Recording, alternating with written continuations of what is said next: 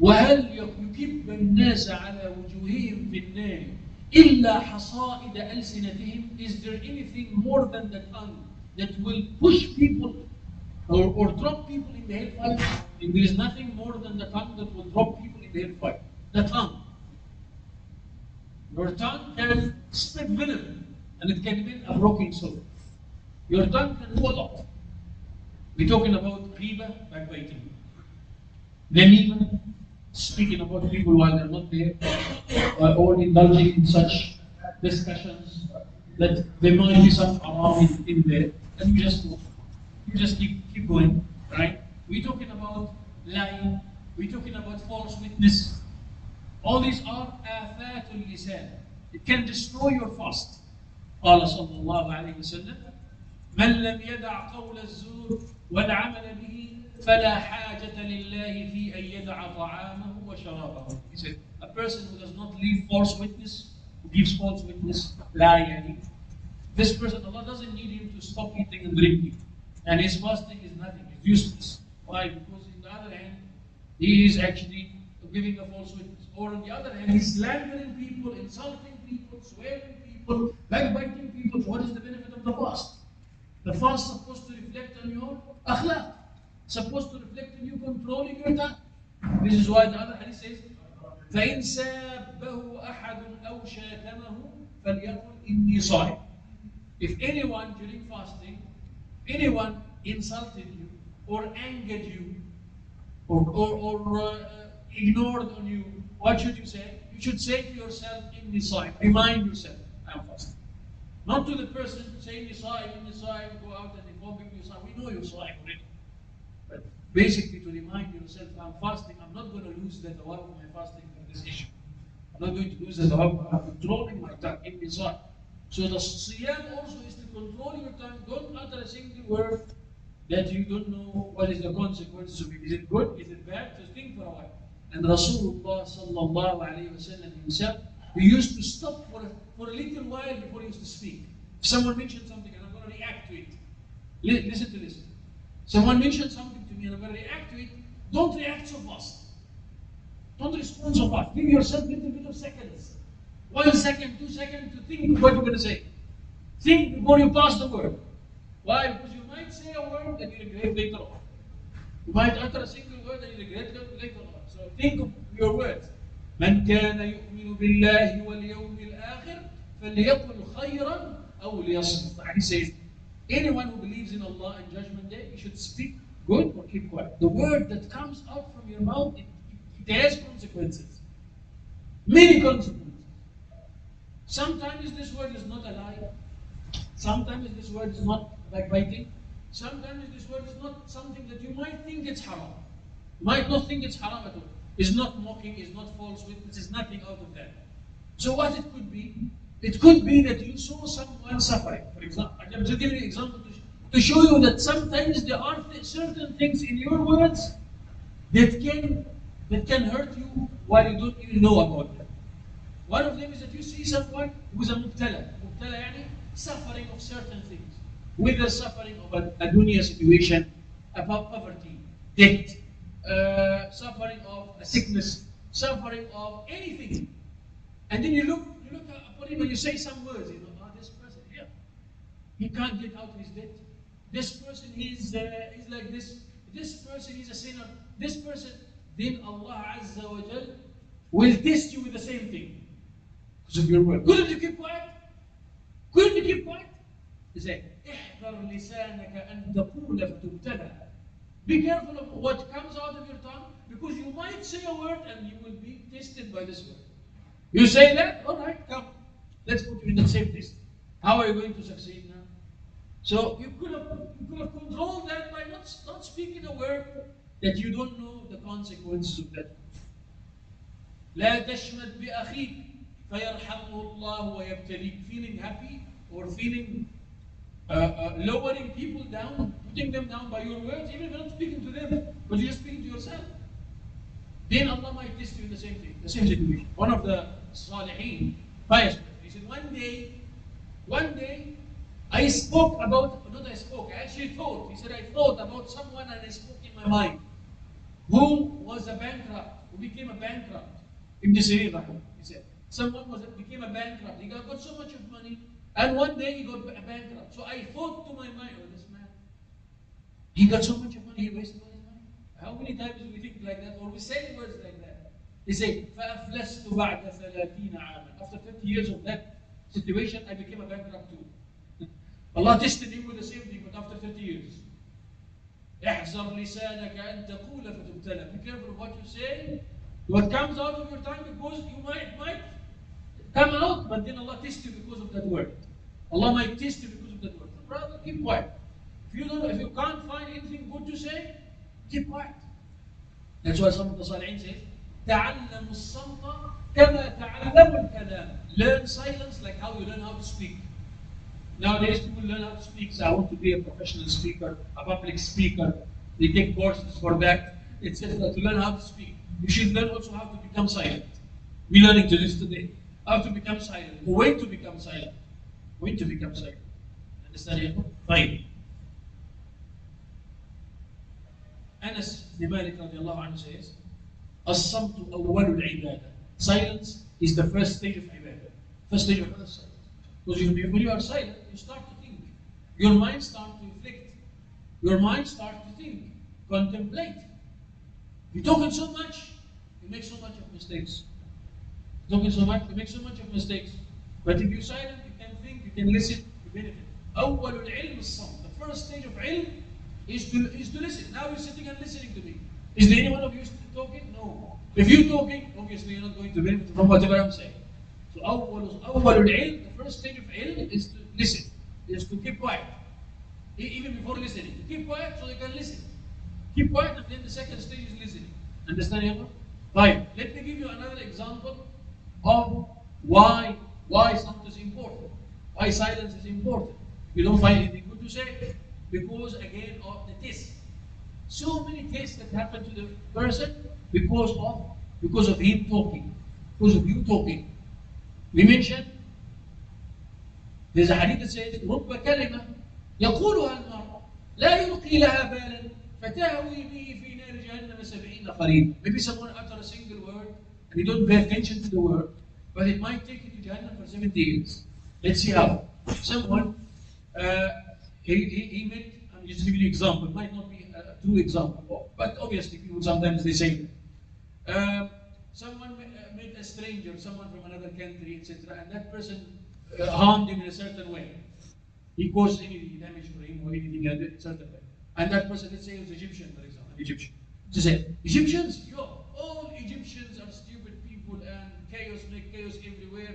You utter the word like that, generalizing. All Egyptians are like this. Insulted. All Indians are like this. What happens? Then every single one of that ummah, of that nation, on the day of judgment, will come and take from your hasanat. How many? 110 million. Each one of them you insulted him, but you didn't pay attention to that insult, but it's an insult. You generalize. Now India, we're talking about 1 million. Or China, or whatever it is, you start to insult the person, generalizing in the insult. All Sham is like this, all this is like, and you insult the nation, generalizing. Then each one of them on Judgment Day will come and say, give me from your hasanat. Do you want to satisfy me? I'm not going to be satisfied until you give me hasanat. You give me some reward. The currency on Judgment Day is the hasanat and the sayyi'at. And the Prophet ﷺ explained and mentioned, who's the bankrupt? He said to the Sahaba, who's the bankrupt? The Sahaba said, the bankrupt is that one who used to have so much of money, and then he wasted his money, and so he became a bankrupt. He lost all his money. The Prophet said, no. The bankrupt from my ummah is someone who will come on Judgment Day with mountains of hasanat. On Judgment Day, he did so much of good deeds in dunya, and those good deeds will appear like white mountains of hasanat, big mountains. So many. But then he insulted that one, see what I'm talking about? He insulted someone, he backbited someone, he did namima to someone, he did this to someone. فَيَأْخُذُ هَذَا مِنْ حَسَنَاتِهِ وَهَذَا مِنْ حَسَنَاتِهِ. On the day of judgment, to satisfy those people, to let them forgive you, to say, take two hasanat and forgive me for the insult. You say, no, 2 hasanat is too little. Give me 10. He'll bargain also with you. All right, you take 10, and this one 10, and this one 10. And you find you insult the whole nation. The whole nation, you give everyone حسنات finished. حسنات finished.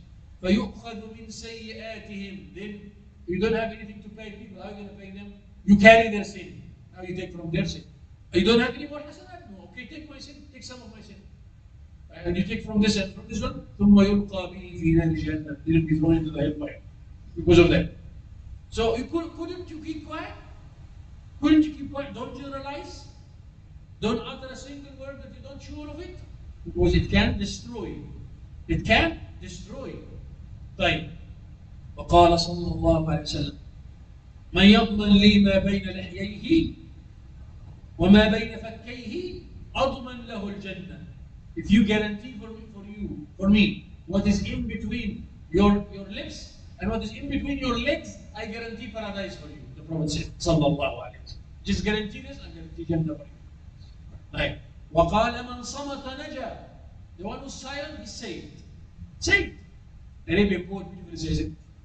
الصمت زين والسكوت سلامة فإذا نطقت فلا تكن مكثارا ما إن ندمت على سكوتي مرة ولقد ندمت على الكلام مرارا.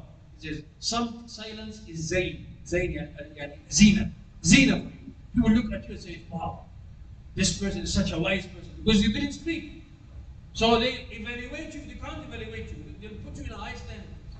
When you're silent, people will put you in a high standard until you talk. Only after you talk, they'll start to evaluate your talk. That's why the Arab says, "Al-mar'u makhbu'un tahta lisani." Learn this wisdom there. You can take notes of it. You are hidden under your tongue. Every one of us is his character, his real character is hidden under your tongue. When you start talking, people start to see your character and evaluate you. Is he a coward? Is he a person who got a strong personality, a weak personality? But only when you talk. Only when you talk. What if you didn't talk? What will happen if you didn't talk? If you will still put you in a high standard. Why? Because I don't know who's that person exactly. People, when they see something that they ignore, they start to give respect. But only when they start to know, obviously, unless your talk is mizan, your talk is scale, you know which word that comes out, so people start to evaluate you in a high standard. Why? Because every single word is hikmah, it's wisdom. But if you talk rubbish, people will put you down. If you talk and you joke so much excessively, people will again put you down. People will mock you. That depends on what you say. On what you say. So remember what you say quite well, and don't utter a single word that will drop your position. I don't know if I mentioned to you before, Imam Abu Hanifa. Abu Hanifa was sitting one day in the majlis like this. And the great Imam, the ilm in the past, knowledge, seeking knowledge, it used to be in the masjid. Not in the university, not in school. It used to be in the masjid. We have in Egypt Al-Azhar. So Al-Azhar University, before it became schools and many ma'ahid, etc., up till today it's still there. There's some kind of studying like this. That it's Al-Azhar is pillars like these pillars. And so under each pillar there's an ustad, there's a teacher, like I'm sitting now, but he sits and behind him is the pillar. And around the pillar is a group like you. It's a group of hadith here. There's an ustad of tafsir here. And around him, a group of people. Anyone, there's no age group. There's no age group. Anyone can join and sit. 60, 70, 12, 13, 20, anyone who can understand, he can sit. Anywhere. Ilm in the past used to be like this. The ilm in the past. So appreciate what we are having now. This is ilm. Majlis ilm. This is how the Sahaba and the Tabi'een and Tabi'een learned the knowledge, like this. The Sahaba used to sit around Rasulullah. And the Tabi'een used to sit around the companions of Rasulullah. And the great Imams such as Imam Abu Hanifa and Shafi'i used to have some pillars in the masjid or some place in the masjid, and around him the people learning the knowledge. And used to be the talamid, the students of that ustad. And they took his knowledge and they take notes of his knowledge and they write down things to learn it, and then they share it. And then they say, oh, who did you learn from? He said, I learned from Sheikh so and so. My ustad is Sheikh so and so. I used to attend his durus. After Maghrib, after Isha, I used to attend the dars of that ustad. That's how he studied the knowledge. For how long? For 6 months, for 12 months, for 1 year. Because ilm was a ghaya, was a goal. It wasn't for a certificate. Ilm wasn't for, let me get a certificate. I got a certificate that I studied in the school. That wasn't the attitude in the past. I don't care about a certificate. People don't care about certificates. I'm caring about getting some knowledge from this ustad. So I listen to him to get some knowledge. So you become a knowledgeable person. You understand? In this way. Not because I got a certificate there, I am a knowledgeable person in hadith, guys. I studied hadith here. No. Knowledge for knowledge. Knowledge to benefit people with that knowledge. Understand? So Imam Hanifa was sitting back in the story, and around him he's telling so many students sitting in front of him. Then someone came from the door, from the gate, with a big amama, a big turban. Amama is a turban. And a big beard, a long beard, and dressing well. So he came, and Imam Hanifa was sitting. You know, sometimes the shuyukh, when they sit for a long time, they extend their legs. They lay down.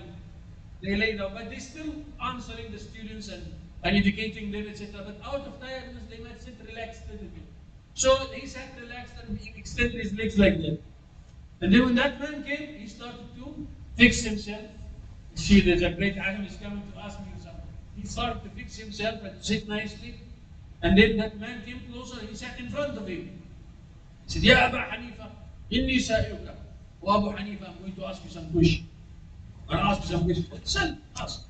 And in the past, the golden era of knowledge, or the golden era of knowledge, people used to, the minds used to talk.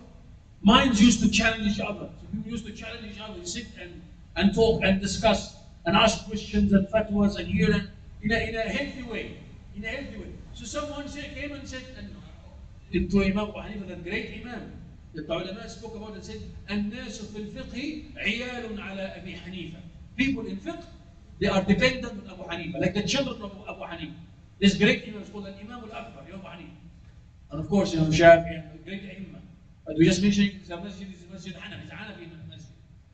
So Abu Hanifa, rahimahullah, he said, ask, what do you want to do? He said, if someone is fasting, now when does this person should break his fast?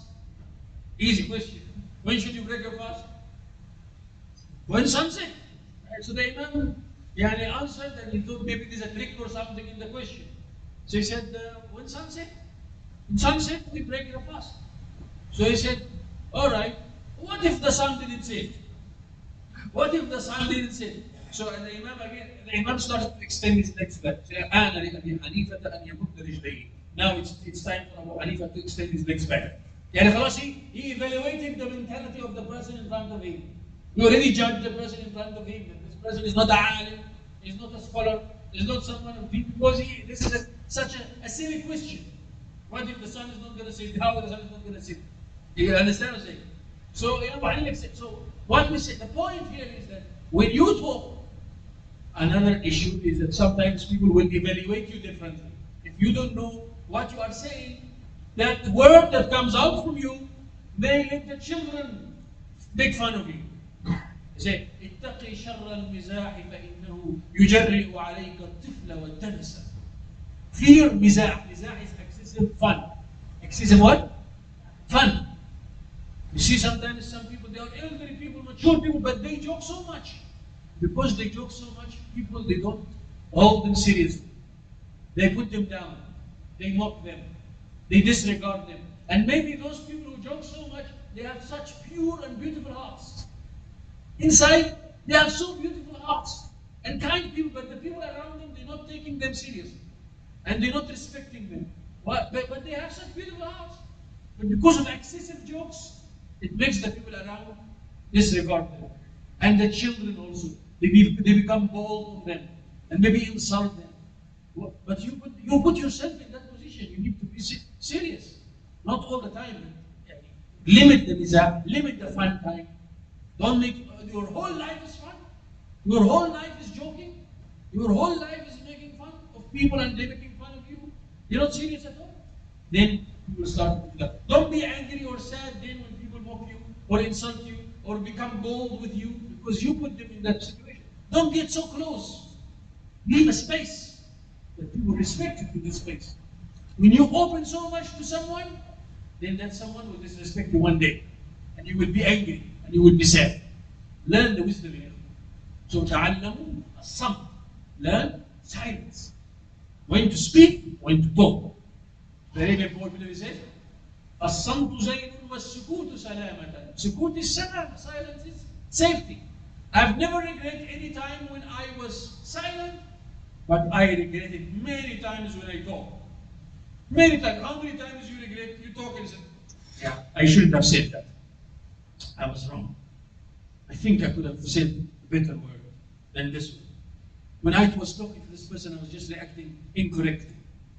When I was supposed to defend this person instead of doing it like this. How many times this happened to you? Better to keep quiet. If you don't find anything good to say, better to keep quiet. Understand, ya ikhwan? تعلموا الصمت كما تعلموا الكلام.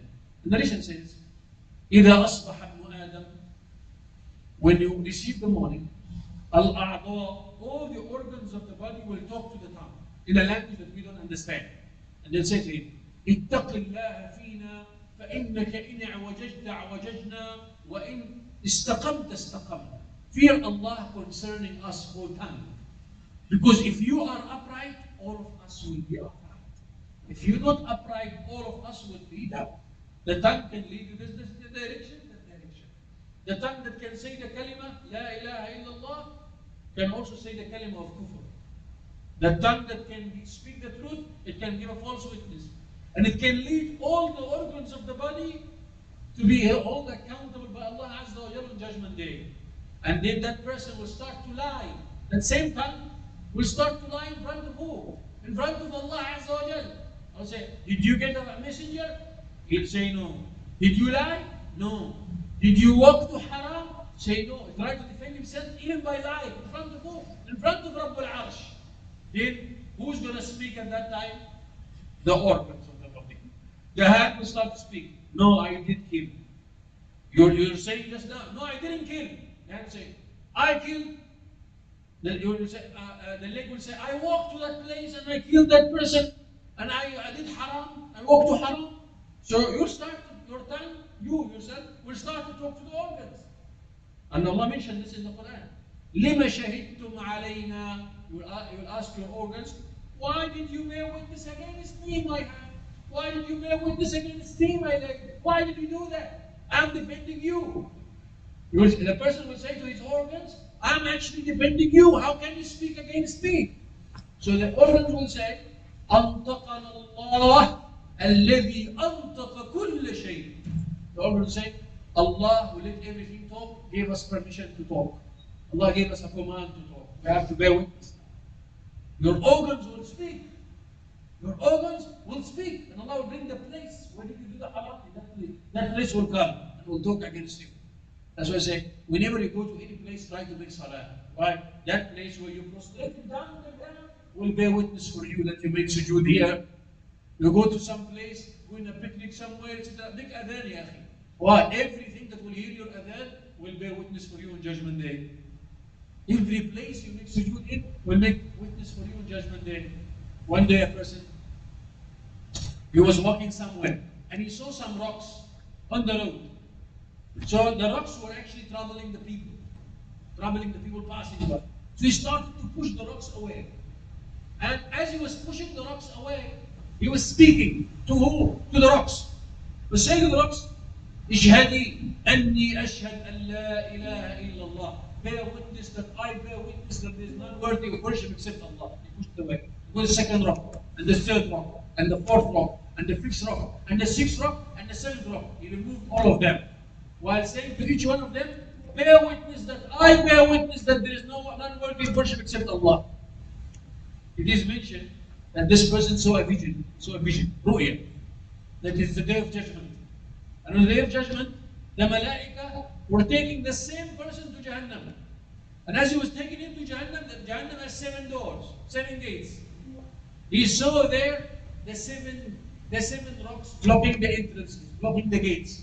So those are the rocks that person said there. He removed them from the road and he said, Ashhadu an la ilaha illallah. So he was prevented from entering Jahannam because of what he did.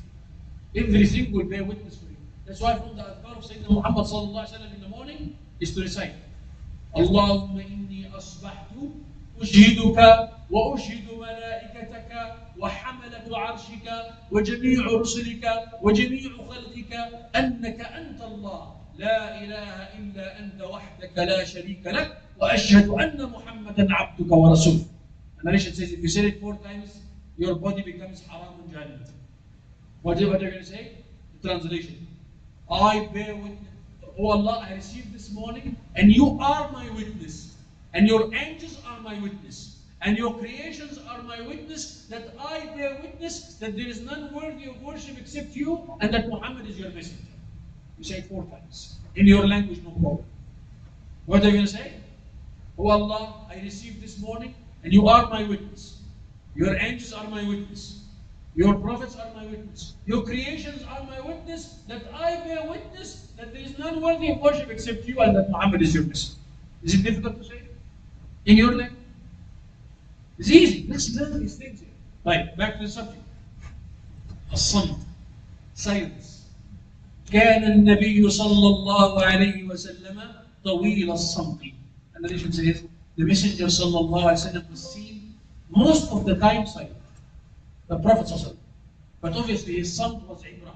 His samt was tafakkur, contemplating. His samt was listening to the Sahaba, listening to how to help people. His samt was thinking. His samt was dhikr. Don't think, oh, samt, so that means I can't make dhikr? No, that's part of samt also. Is that you engaging in dhikr secretly, privately. قال صلى الله عليه وسلم سبق المفردون. The mufarridun will supersede all on Judgment Day. The Sahaba said, who are al-mufarridun, Ya Rasulullah? Literally, mufarridun. Farrada yufarridu means to those who are single, single individuals, the individuals. So the Sahaba asked, so what do you mean by that? So the Prophet ﷺ said, those who remember Allah secretly, those who remember Allah alone, and he's alone with himself. You might think he's silent, but he's not silent. His lips are moving. His lips are saying.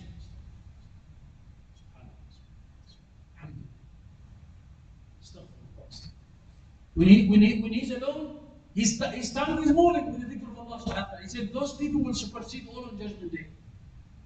Now you're going back home in the car, you can engage in tasbih. You can engage in istighfar. Engage in takbir. I know some sisters in the house, in their house, in the kitchen, she says, La ilaha illallah. In the bedroom is for astaghfirullah. The passage is for subhanallah. She made it upon herself. Not a master or something. She made it upon herself. That she get accustomed to remember Allah in the house. I know some people, when they're going to work every day in the means of transportation, whether their car or in the bus or whatever, engaging in tasbih. I make 1,000 tasbih or 2,000 tasbih. I know a sister, one day her husband went to Salat al-Isha. And when he came back to her, he was late. She said to him, today you are late by 1,000 tasbih. Today you are late by 1,000. She's counting the time by tasbih. Today, my dear husband, every day you come on time, but today you are late by 1,000 subhanallah. You count now 1,000 subhanallah, now we need it. And the next day, you are late by 500 tasbih. Or you are late, she counting to him tasbih. People love tasbih. They love today engaging in that. Can we do that? Your tongue, Wallahi al-Azim, your tongue can deliver for you so much of reward if you engage in this. If you engage in istighfar, if you engage in Allah, it will fix everything in your life. The dhikr of Allah will fix everything in your life. When we say silence, we don't mean dhikr. Dhikr is not included here. Dhikr is part of what we do in silence. In silence, or in silence is pondering and reflecting. Or in silence is remembering Allah within yourself, not necessarily by the tongue, but within yourself. Within yourself, you know Allah, you connect yourself to Allah, you talk to Allah silently. No problem. No problem. Understand, Yaqub? Engage in the dhikr of Allah subhanahu wa ta'ala. Allah will change your life. Allah will change your life completely because of the remembrance of Allah. I've never seen anyone who's accustomed to making dhikr Allah subhanahu wa ta'ala. Allah subhanahu wa ta'ala is not making him prosperous. Part of dhikr is to make istighfar. Part of dhikr is to say subhanallah, to say alhamdulillah, to say Allah Akbar, to say la ilaha illallah. I've got the occasional dhikr when you enter a place, when you come out of a place, etc. Part of dhikr is Quran. Part of dhikr is dua. Ya Allah grant me this. Ya Allah grant me a better job. Ya Allah make me successful in school. Ya Allah enable me to memorize the Quran. Ya, talk to Allah. In your words, in your language, that's also part of silence. Part of remembering Allah Azza wa Jalla. Allah al-Azim will see noor in your face. Allah will put nur in your face because of the remembrance of Allah subhanahu wa ta'ala in your tongue. Understand it? طيب. So we mentioned that Rasulullah sallallahu alaihi wasallam, one of his sifat, one of his qualities, طويل الصمت. He used to be silent. He didn't find anything good to say. He's quiet, sallallahu alaihi wasallam. He's not talking so much. There's not someone who keep on talking. Unless he spoke his da'wah, he spoke his deen, he spoke his ilm, he spoke his dhikr, he spoke his amr bil ma'roof, enjoining good, discouraging evil. He sallallahu used to avoid to the best of his ability this worldly indulgement in things that is useless. In things that is useless. Understand you? طيب. When to be silent? When to be silent? One of the points that Allah subhanahu wa ta'ala mentioned when to be silent, it is from the sifat of the muttaqeen. وَالَّذِينَ هُمْ عَنِ اللَّغْوِ مُعْرِضُونَ. And those people who stay away from love. What is love? Useless talk. What is love? Useless talk. The talk that is not beneficial in any way. We spend 2 hours fighting over the match. Is Liverpool better or Manchester? What do we benefit from that? That's useless talk. It's not going to benefit you in any way. Some people, they are so talkative. They waste their time in these discussions. وَالَّذِينَ هُمْ عَنِ اللَّغْوِ مُعْرِضُونَ. They avoid laghu to the best of their ability. Avoid laghu. Avoid these useless discussions. That's not good. And one day you're going to make a mistake. You're going to make a mistake. You're going to get angry. Why? Just avoid. So during the time of laghu, when you see people indulging in useless talk, you keep quiet. You keep quiet. Right. During ghiba time, people are making ghiba, they're backbiting someone. They're speaking ill against someone. If you can stop them, stop them. You can say, astaghfirullah, guys, this is ghiba. We cannot talk like that. You can stop them, stop them. What if you can't stop them? Stand up and go. Stand up and leave. You can also, part of stopping them is to defend the person. Raddul ghiba. It's called raddul ghiba. Raddul ghiba means to defend the person. Okay, if you couldn't do this or that, leave. Leave the place. If you can't leave the place, keep quiet. You can't leave the place. We are sitting together in a means of transportation. They do riba. I can't stay there. Today I advise them. They're not listening. What must I do? Keep quiet. Man sabata naja. Just keep quiet. Don't take part. Why? Because again you're going to be entering into this fitna, into this problem. Right. Also, عند الغضب. When do you be silent? When is it recommended? عند الغضب. When you get angry. قال صلى الله عليه وسلم إذا غضب أحدكم فليسكت. First stage, when you get angry, the first solution, the first prescription of Rasulullah صلى الله عليه وسلم, when you get angry, keep quiet. This is the first step. If you manage, you manage. Alhamdulillah, I kept quiet. I suppressed my anger, I kept quiet, and I'm still in the same place. No, I'm about to talk. I cannot keep quiet. I'm about to talk. What must I do? Stand up. Stand up. Change your position. Change your position. If you're standing, sit down. You're sitting down, lay down. Try to change your position. Do something that will change your mind to think of this person or that thing that angered you. Oh no, it's not working. Then the third medication. The medication will start to become more stronger. What is the third medication? Go make wudu. Go make wudu. This is the third medication. They said, الشيطان الغضب من الشيطان. Anger is from shaitan. والشيطان خلق من نار. Shaitan is created from fire. So what do you do to extinguish the fire? Water. Go make wudu. You make wudu, will start to cool down. What if they're still angry? Make 2 rak'at of salah. Nafil salah. As I said, make 2 rak'at of nafil salah. Start to cool down. Start to calm. Someone angered you, your wife, your etc. Make wudu and think so for make wudu and 2 rak'at of salah. The shaitan will learn to listen. Shaitan will learn to listen. One day someone was insulting Sayyidina Abu Bakr as-Siddiq radiallahu anhu. Sayyidina Abu Bakr was holding. He was angry, but was holding it. And then all of a sudden Sayyidina Abu Bakr as-Siddiq started to respond back. And Rasulullah was sitting. But Rasulullah was smiling. When Sayyidina Abu Bakr was insulted, Sayyidina Rasulullah was smiling. And then all of a sudden when Sayyidina Abu Bakr started to respond, Rasulullah started to get angry. He stood up and he went. So Abu Bakr as-Siddiq thought that he did something wrong. He stood up and he went after Rasulullah. Rasulullah, when that man was insulting me, you were smiling. I was quiet and you were smiling. And when I start to respond back, then he went, he got angry and he went.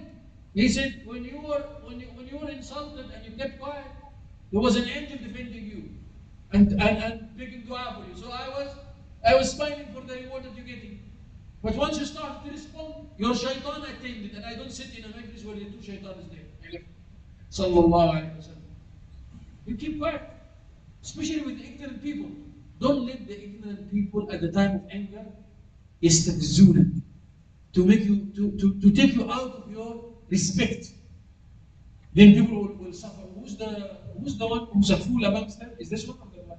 Who's the one who's making a mistake? This one or that one? They won't be able to differentiate. Say, لا تجادل الأحمق. Don't discuss with fool people. Don't try to respond to ignorant people. Ignorant people, don't lower yourself to the level of those ignorant people who might insult you somewhere or speak ill to you somewhere. Then you get angry and furious. Oh, let us respond in the same way. But there are ignorant people. You are the one who have mind and have deen, etc. Don't respond the same manner. Understand? And sometimes people lose their lives to those ignorant people. A pious person, a salih person, a good person, he lost his good life for what? For someone who's ignorant, for someone who's a drunkard, for someone who's an addiction, for someone because you couldn't control your anger. Couldn't control your anger, and that person, his life is nothing for him. His own life is nothing for him. He took a gun and shoot that person. He doesn't care about prison, he doesn't care about anything. Couldn't you keep quiet with this ignorant person? وَالَّذِينَ إِذَا خَاطَبَهُمُ الْجَاهِلُونَ قَالُوا سَلَامٌ. Allah said in the Quran. وَالَّذِينَ إِذَا خَاطَبَهُمُ الْجَاهِلُونَ. When ignorant people speak to them, they say salam. Peace. They don't respond the same way. Why? Because they are jahilun. They are ignorant people. And also with the sisters. Boys, I'm talking to both of you here, not only to brothers. Sometimes some sisters, a sister insulted her or tried to tarnish her picture, etc. And you know that sister is not right. And then you want to respond the same way. And sometimes the sister is breaking herself and crying and going into depression. Salam, don't worry. Don't panic. Right? Jahilun. What can you do to the jahilun? The ignorant people. You cannot respond to everyone. Don't respond to everyone. Understand? Right. We said, عند الغضب. You get angry, or someone anger you, better to keep quiet. عند الغضب, عند الغيبة, backbiting, and also عند المسبة, when someone insults you, when there's someone who's insulting a salih person, and that salih person was walking towards his area, and that ignorant person is keeping insulting him from the back, and that salih person is not responding at all. And then as soon as they got closer to the area, they're about to enter his own area, then the salih person looked at that person and said, you know what, my dear brother, we are about to enter my area, my place, where a lot of people know me. If they heard you insulting me, they will give you hiding. So if you have any other insults now, finish it now. If you have any other insults now, you can finish your insults now before we enter my area, because if you're going to keep insulting me as we get in, they're going to beat you. So he got embarrassed. He said, sorry, my apology. Forgive me. And he went and he left him. Sometimes you can kill the person by your politeness. Your politeness can speak louder. You can embarrass the person. He said, you are like this and you are like this. He's on top extreme level. And you can say, may Allah forgive you. The person who's okay, sorry, maaf. Sorry, maaf. Wallah, it happened with me so many times. Even with non-Muslims. Insulted me, big insults. And I used to tell them, you know what, my friend, the day I'm not insulted in, I feel I didn't do my job correctly. The day I'm not feeling insulted, I'm not insulted very well today. I feel I didn't do da'wah today. I didn't call to Allah well today. That's why I'm not insulted. So that person feels embarrassed. He thought that he angered me with insult. No, he didn't anger me anyway. My religion teaches me not to respond the same way. My Prophet Muhammad told me that I mustn't speak to you the same way. If you wish to discuss in a good way, I can still discuss with you. If you wish to politely discuss this thing, we can discuss it together. If you're going to discuss it impolitely, I forgive you and you can go. That's how we discuss. In da'wah. And in dunya, you can discuss this with people. You don't have to respond to everyone. Understand, everyone? Not every person who's insulting you, you're going to throw a rock at him. One of the Arabian poets said, he said, if you're going to throw a stone at anyone who's going to insult you, then the rock will have price. The stones will start to have prices. Because it'll be expensive, you won't find any rock. You won't find stones now because we will buy the stones to throw it at anyone who insults them. It's not like that. Understand? طيب عند المسبة. When do you be silent also? عندما تخطئ الزوجة. When your husband or your wife make a mistake. When your wife, this is a very important point. When do you be silent? Sometimes when your wife or your husband make a mistake. We all make mistakes. But for the marital relation to continue, you have to overlook. Called Zeenatul. It's called what? Sunnah. And there's a sunnah called the sunnah of taghaful. Taghaful means overlooking. Being oblivious, as if you didn't see it. Make yourself as if you didn't see it. Turn around. What happened? As if you didn't see it. This is how the marital relation will continue. But if you hold every single mistake for your husband or for your wife, that marriage, I assure you, that marriage will go into divorce. It will end. It will end. You said this to me, I said this to you. And she says one word from here, one word from here. Couldn't you keep quiet? Divorce. Finish. Couldn't you keep quiet? Sometimes we all make mistakes. And why I'm saying husband and wife? Because they see each other daily.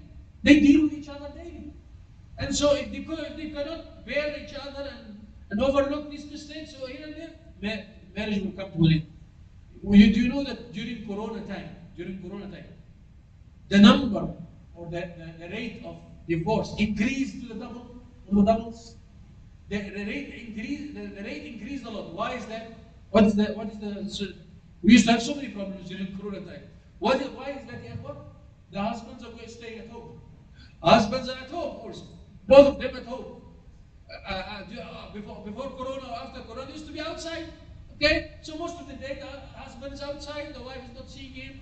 But when he works from home, they see each other.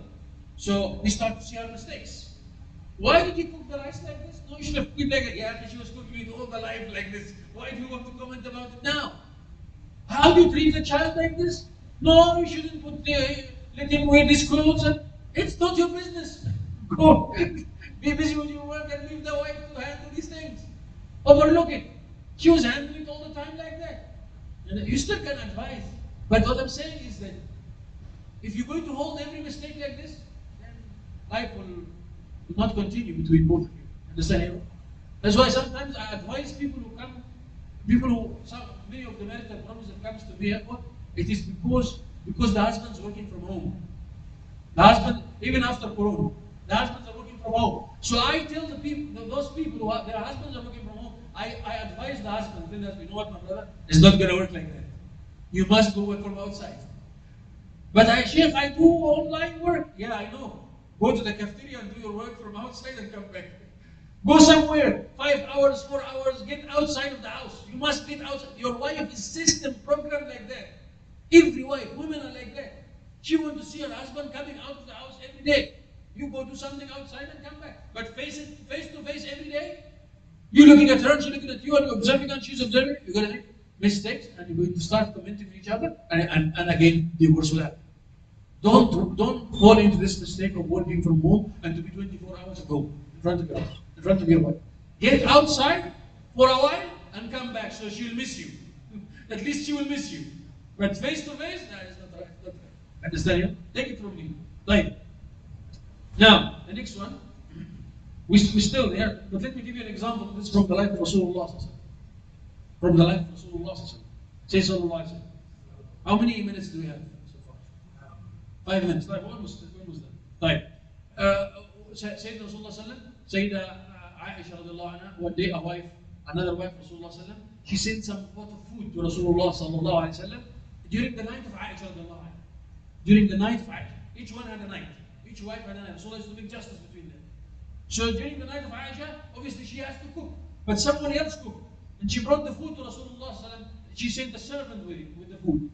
So as soon as she opened the door, she found the servant with the food. She took the food from who's that? Said from his wife, I forgot the name of the wife. She took the food, she dropped it down and broke it. Rasulullah seen that. He smiled.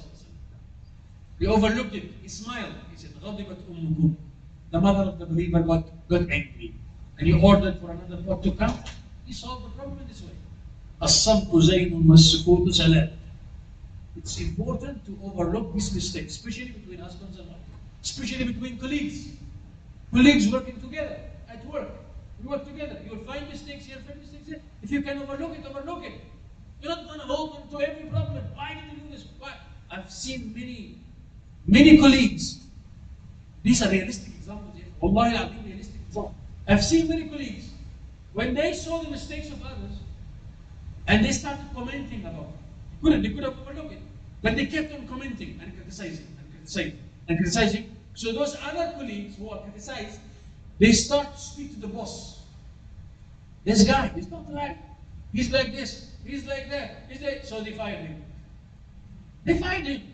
However, he wasn't doing mistakes. The other one was doing the mistakes. But because of this problem that happened, he wanted to get... Don't make enmity to yourself. Don't create enemies to yourself. Sometimes you need to overlook certain things too. If it is something that you are supervising, or it is something that you are in a position to catch some faults, etc., and to mention it, that's different thing. To report, or you are. I'm not saying don't advise. You can still advise, but not everything you have to report. Not everything you have to catch it. Not everything. Avoid excessive criticism.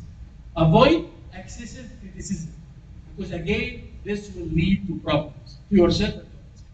I ask Allah subhanahu wa ta'ala to grant us the understanding. Just remember, there is no samt, there is no silence when you speak the truth. When you speak the truth, there is no silence. When our brothers and sisters in Palestine are oppressed, you can't say, Sheikh was talking about silence, let me keep quiet. We have to talk here. Raise awareness. لا صمت عند قول حق. When the court of justice is calling you to speak the truth, don't say, no, sorry, dear judge, I can't say the truth, because the Sheikh was saying we have to be silent. Here you have to speak. Here you have to speak the haqq. Understand? No samt when the deen is being violated. When the deen of Allah has been violated. When the sunnah of Rasulullah is violated. When the hurumat is violated, you have to talk. You have to talk. You have to defend the hurumat. That's not right, that's haram. Astaghfirullah. Make tawbah to Allah Azza wa Jalla. You have to speak. إذا لله للإسلام الحرمات لم تغضب فأخبرني بربك متى تغضب. If it's not for Allah, if it's not for Islam, if it's not for the deen, if it's not for Palestine, if it's not for that, you're going to get angry. Then for what you're going to get angry? You don't say no, no silence. Understand, Yaqub? ولا صمت عن الخير والذكر. There's no silence for dhikr. That's what we're talking about. Dhikr is also something that you cannot stop. You have to keep on doing dhikr and engaging in that. I ask Allah subhanahu wa ta'ala to learn, to teach us this lesson, and to make us among those people who will practice upon it, inshallah, and to share it with others, to teach others, inshallah. آمين يا رب العالمين. أقول قولي هذا وأستغفر الله لي ولكم فاستغفروه. اللهم اجعل اجتماعنا على اتباع مرحوما وتفرقنا من مريض تفرقا معصوما ولا تجعل فينا ولا منا شقيا ولا محروما. اللهم صل على سيدنا محمد النبي الأمي وعلى آله وصحبه وسلم تسليما. سبحانك اللهم وبحمدك نشهد أن لا إله إلا أنت نستغفرك ونتوب إليك. والعصر إن الإنسان لفي خسر إلا الذين آمنوا وعملوا الصالحات وتواصوا بالحق وتواصوا بالصبر. السلام عليكم ورحمة الله وبركاته. الله أكبر الله